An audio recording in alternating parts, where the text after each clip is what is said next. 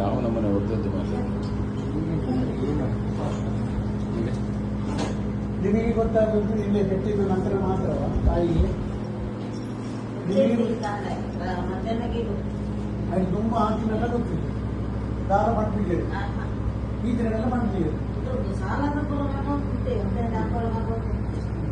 ಆ ಸಾಲದಿಂದ ಕತ್ತು ಕಟ್ಟಿನ ಹಾಕೊಂಡಿದ್ದೆಲ್ಲ ಮಾಡಿದ್ದೀವಿ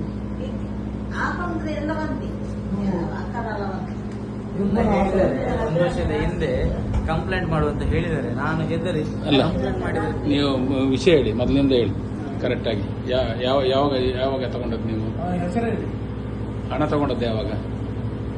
ಫಸ್ಟಿಂದ ಹೇಳಿ ನೀವು. ಫಸ್ಟಿಂದ ಹೇಳಿ. ನಾನು ನಿತಿನ್ ಆಚಾರ್ಯ ಪಡುಬಿದ್ರೆ, ಯಕ್ಷಗಾನ ಕಲಾವಿದ, ಸಸ್ಯತ್ವ ಮೇಳ.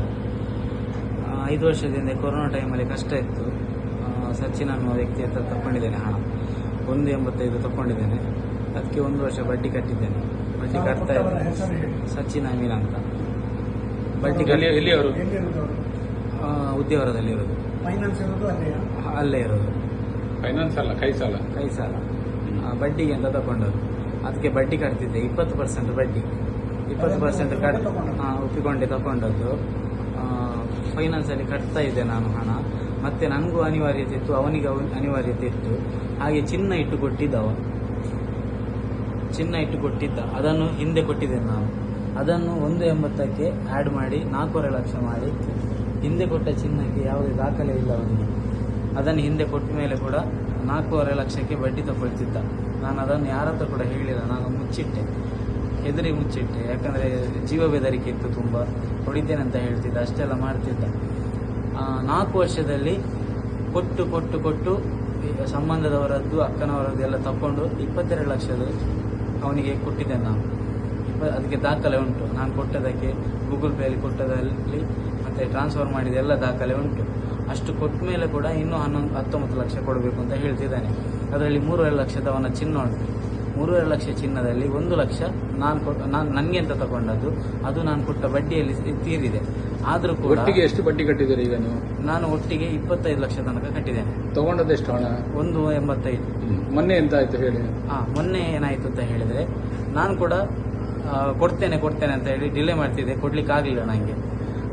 ಅವನಿಗೆ ಇವನು ಕೊಡುವುದಿಲ್ಲ ಅಂತ ಗೊತ್ತಾಗಿ ನನ್ನನ್ನು ಫಾಲೋ ಮಾಡಿಕೊಂಡು ಪಡುಬಿದ್ರಿಗೆ ಬಂದವ ಕಾರಲ್ಲಿ ಹಾಕೊಂಡು ಅವ ಮತ್ತೆ ಅವನ ಅಪ್ಪ ಮತ್ತೊಬ್ಬ ಡ್ರೈವರ್ ಹೆಸರೆಂತ ಕುಶಾಲ್ ಅಂತ ಮನೆಗೆ ಕರ್ಕೊಂಡು ಹೋಗಿ ಕಂಬಳದ ಎಮ್ಮೆಗೆ ಹೊಡೆಯುವ ಬೆತ್ತದಲ್ಲಿ ಹಿಗ್ಗಮಗ ಹಾಕಿದ್ರು. ಹೇಳಿಕ್ಕಾಗದಾಗಿ ಹಾಕಿದ್ರು. ಸಾರಿ ಹೊಡೆದ್ರು. 3 ಜನ ಹೊಡೆದ್ರು. ಒಬ್ಬಾಗಿ ಒಬ್ಬ ಮಧ್ಯಾಹ್ನ 1 ಗಂಟೆಯಿಂದ 6 ಗಂಟೆ ತನಕ ಹೊಡೆದು ಆಮೇಲೆ ನಾನು ಯಕ್ಷಗಾನಕ್ಕೆ ಹೋಗಿದ್ದೇನೆ. ಯಾರ ಹತ್ರ ಕೂಡ ಅವರ ಮನೆಗೆ ಕರ್ಕೊಂಡು ಹೋಗಿ ಅವನ ಮನೆಯಲ್ಲಿ ಹೊಡೆದಿದ್ದಾರೆ.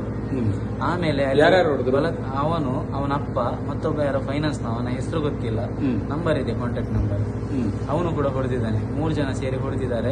ಅವನ ಅಮ್ಮ ತಡೆದಿದ್ದಾರೆ. ಪಾಪ ಅವರಿಗೆ ಸ್ವಲ್ಪ ಪೆಟ್ಟು ಬಿದ್ದಿದೆ.